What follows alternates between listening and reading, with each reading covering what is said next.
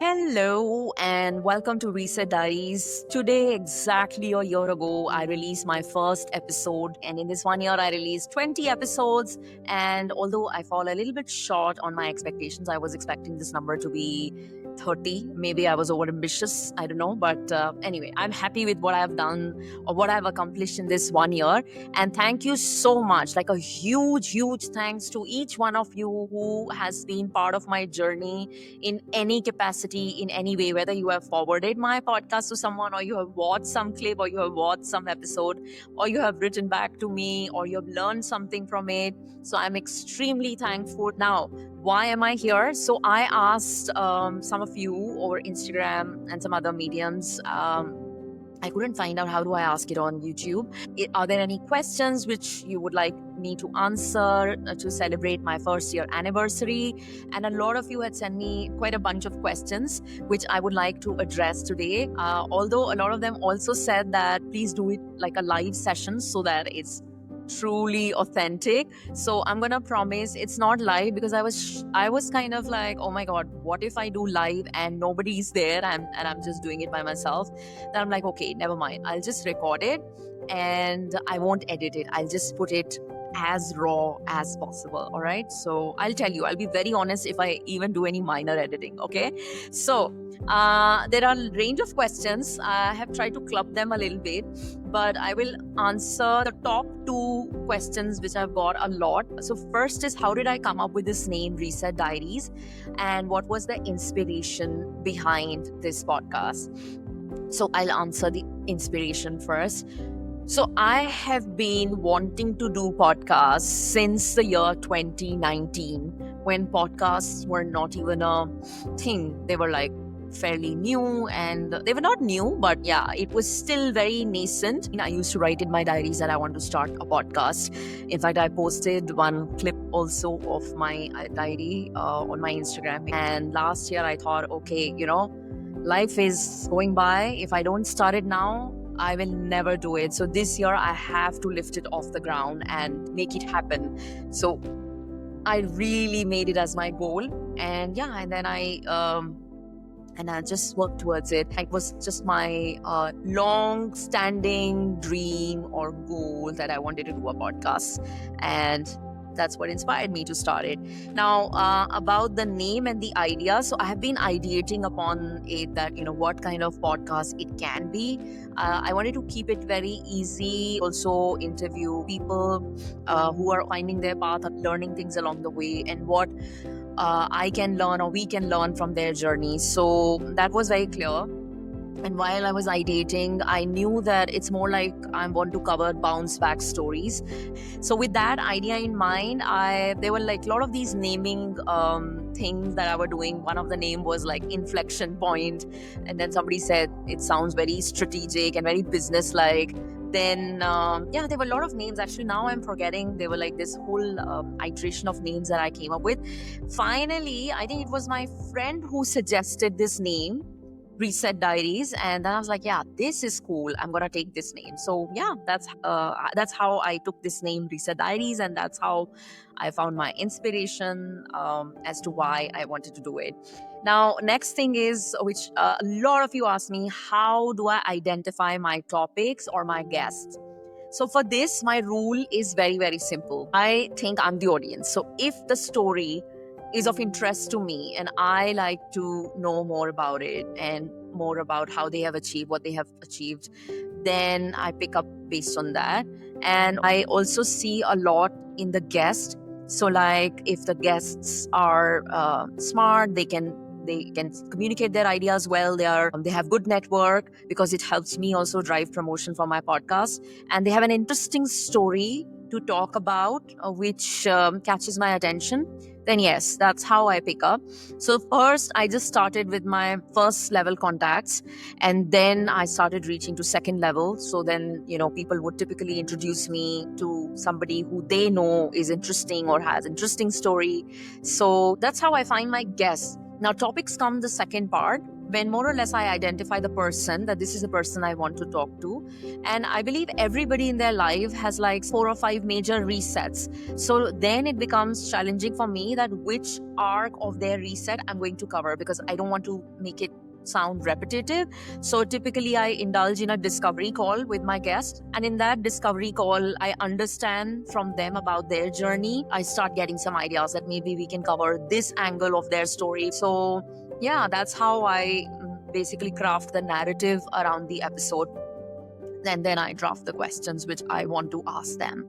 Okay, moving on to the next bit, which is thing that I had known before starting my podcast. Okay, I used to think it's just about talking to someone, interviewing them, and releasing it. And to many of you, it may look like that, but it's not that. It's a lot of work, and I didn't know about it at all.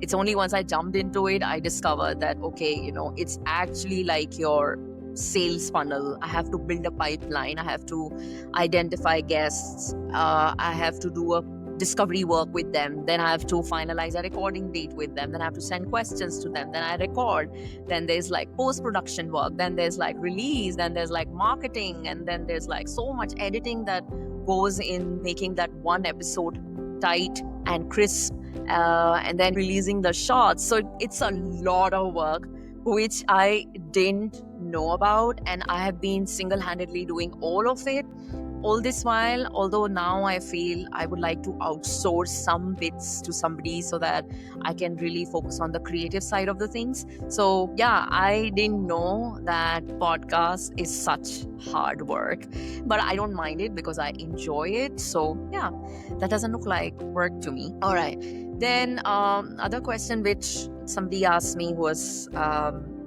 what is my biggest learning from the podcasting journey, and how has the show changed me? Whew, this is a little heavy duty one. I think my biggest learning from the podcasting journey are 3. Number 1, what I've learned is we know very little about the people we talk to.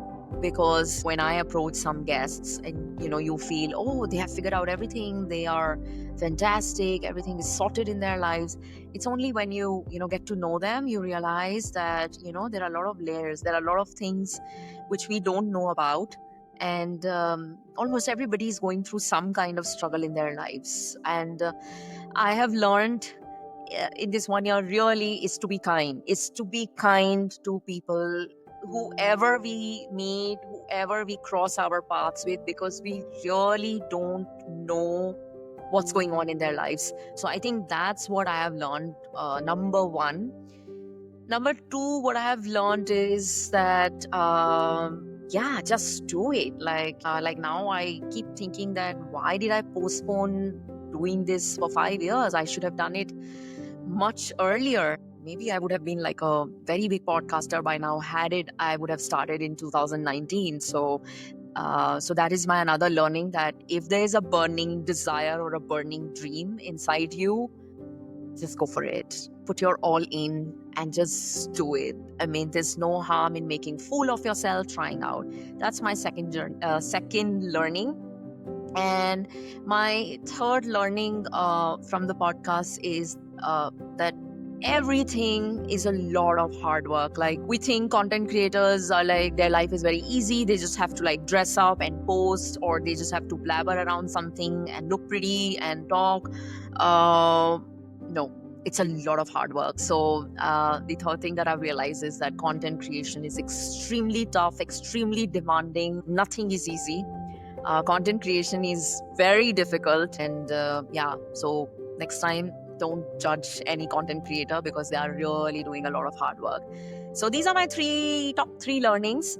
Then the next thing which I was also asked about a lot was, how did I stay consistent? Now, this is statistically proven that a lot of podcasts, they don't go beyond 10 episodes, because for all the reasons that I said, that it's extremely demanding. But what worked for me was a promise that I made to myself, that I like doing it and I'll continue to do it. So it's just showing that respect to my vision, my dreams, that I have to do it. I have to do it for myself.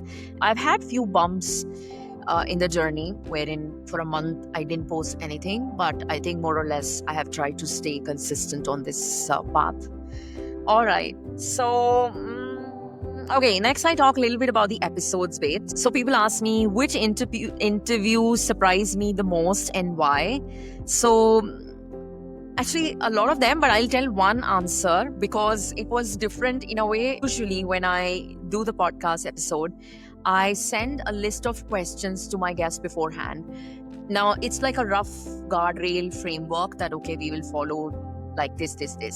But there was this one guest who didn't ask for questions at all. She said, no, I don't want any questions. I'll do it on the spot, impromptu, whatever you will ask me. And honestly, I was a little scared and nervous that, because it can go in either direction. Either she's very good or, she can fumble and I'll have to record for a longer period, which means more editing.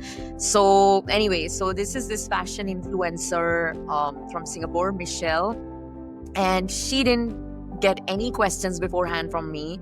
I researched very well for her episodes about this whole influencer journey, and I was surprised the way she answered everything so flawlessly. Like she really is in the depths of her business, of her content creation. So I was surprised that without getting questions beforehand, she was so articulate about everything that she said. So that episode really surprised me a lot. Then somebody asked me that which episode was the most fun to prepare for. I prepare for every episode, but there were a few episodes which I really like to prepare for. One was about the restaurant business. So I think that was I'm also interested in going out and eating out, so I like to research about that. Then next I interviewed someone from finance industry, a trader, and that I knew nothing about, so I researched a lot for that. So I would say these two episodes were most fun to prepare for. Most interesting, as I won't answer this. Every guest has been interesting in their own way, and because something intrigued me about them, that's why I interview them. So I don't know. I would like to answer, but yeah, I would definitely like to answer that the one conversation that resonated and stuck the most with me. Actually, there are two pieces in it. One conversation that stuck the most with me was this episode with Pramit, who was my college junior, and then he went on to become this theater voiceover artist, and he's doing a lot of work in the acting field. So I just asked him one simple question that, what advice would you give to someone who is stuck and want to pivot to a new career path, to their creative calling? What advice would you give them? He took a pause, and after taking a brief pause, he just said two words: just start. It still echoes so much in my mind every time I am questioning myself. They are very simple words: just start. But the way he said it, it made so much impact on me. So if now I catch myself questioning anything, overthinking and overanalyzing anything, I am just reminded of what Pramit told me: just start. So, and this is the advice I give to anyone and everyone who come to ask me for anything, just start. We spend so much time in thinking about things. So that, and the second bit, which is little off the record, like off the scenes, it's not part of the episodes, but there was this one episode I did with Meera Ramani. She's this wonderful career coach, and while we were prepping up for the episode with her, I was just kind of guiding her, like, I want it like this or I want it like that. And given she is the one who coaches people, but by that episode I found certain authority and command in my job as a podcaster, as a host, that what I want. So I was telling her very directly that, this is how I want, this is what I think would work very well. And she gave me this compliment that, oh, you are so good in coaching people, setting the tone, setting the right narrative. So I think her compliment really cemented my confidence that I'm doing good and I need to have trust and faith in my own voice. So, yeah, thanks, Mira, for giving me that wonderful and honest appreciation. Okay, and the other thing which people ask me, how did I find my voice or style as a podcaster during early episodes? Now, this is very funny actually, because when I recorded my first episode, I was so nervous. I was trying to smile, but I was trying to keep my body very stiff and, not move much. And, but I think when it comes to my voice and my style, I have been very comfortable with the mic. In school, I was national level debater. I participated in a lot of elocutions, debates, speeches. So I'm kind of comfortable in front of mic and speaking to the audience. So that ways I knew what's going to be my style. But yes, I did become more and more comfortable as we progressed along the episodes.